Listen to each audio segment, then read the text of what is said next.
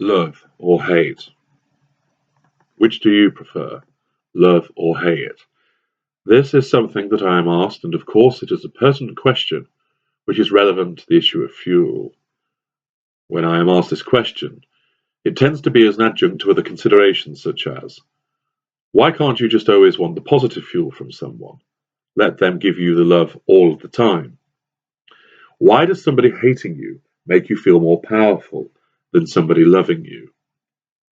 Are you addicted to causing pain so you can get negative fuel from somebody? So, what do my kind and me prefer?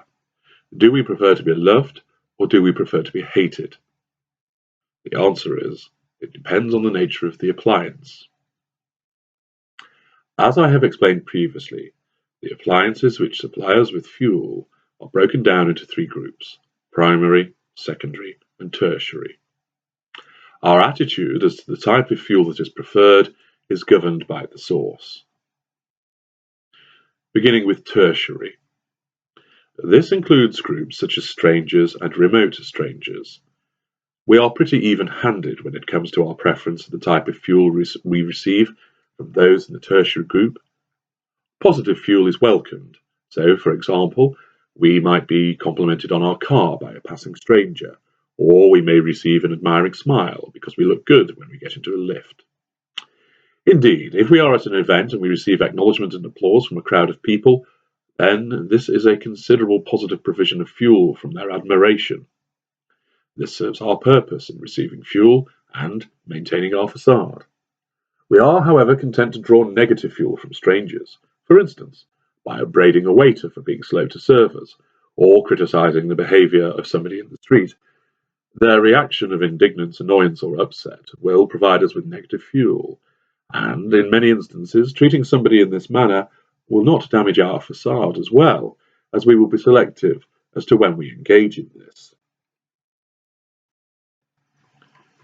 Keep in mind that often we will seek a negative reaction even though that person has not done anything wrong, as this will amplify their emotional response. If the waiter has been slow, he will apologize as he recognizes his service has been substandard. This provides fuel.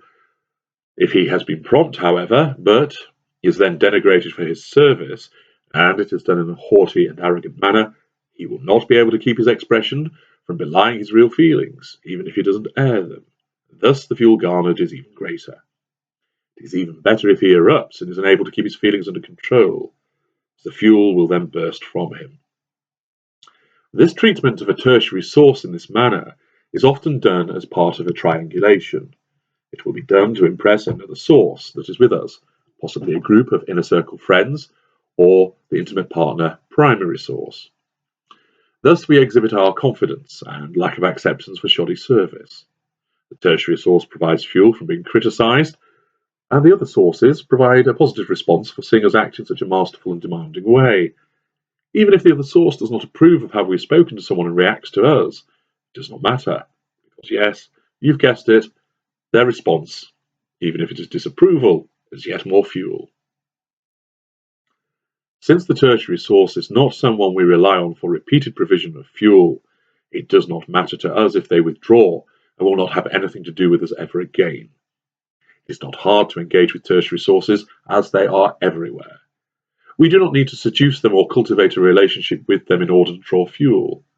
Tertiary sources either provide it just by seeing us, or at the slight prompt from a comment or remark from us, whether it's positive or negative.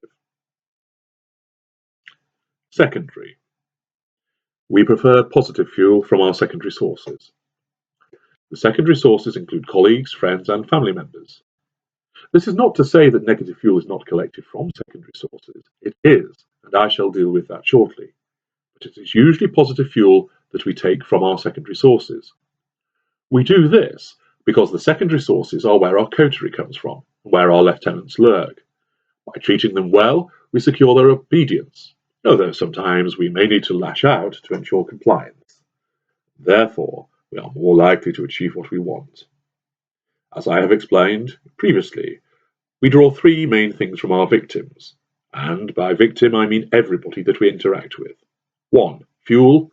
2. Traits and characteristics for our construct to claim as our own. 3. Residual benefits: money, accommodation, resources, assistance. Whilst these can be obtained from tertiary sources, that group is mainly reserved for the provision of fuel, albeit at a low level. Secondary sources provide all three of the above, and therefore by keeping them around and ensuring that they like, love and adore us, we are more likely to achieve the receipt of these three items. The secondary source is where the facade comes from. Accordingly, we do not want a range of people hating us and agreeing with you as our primary source. We want a solid and loyal wall of people who are in complete agreement that we are decent and wonderful. We also do not rely on the fuel provision from secondary sources anywhere near as much as we do from the primary source. This is for two reasons. 1. There are more people who can be secondary sources. In theory, the number is limitless. And 2. We see the secondary sources less often, speak to them less often, message them less often than the primary source. Thus, we have variety and less reliance, which means that it is almost impossible that we will find the fuel of one secondary source to be stale, which would result in discard. Indeed, the discard of a secondary source is more likely to happen because they have worked us out and do not wish to engage with us anymore, thus they stop providing fuel altogether, or they have moved away and our interaction is so intermittent to be useless to us. A further reason for the discard of the secondary source is if they defy our instructions and become a traitor. We may devalue them, but such devaluation is short-lived, and it is usually far more effective to cut them adrift and recruit somebody else. This will happen to a family member who turns against us, or a friend who is disloyal. They will be isolated, shunned, and used to triangulate with. Do what I want, or you'll end up like Peter. Remember him? Nobody sees him around these days after what he did. We are rarely short of being able to attract new appliances to our secondary sources. Accordingly, for these reasons, we are far more likely to draw positive fuel from the secondary sources, and we prefer for them to adore us, admire us, and love us. We do draw sexual partners from the secondary sources. Often they will not be crowned as a primary source, but rather they are an intimate partner secondary source.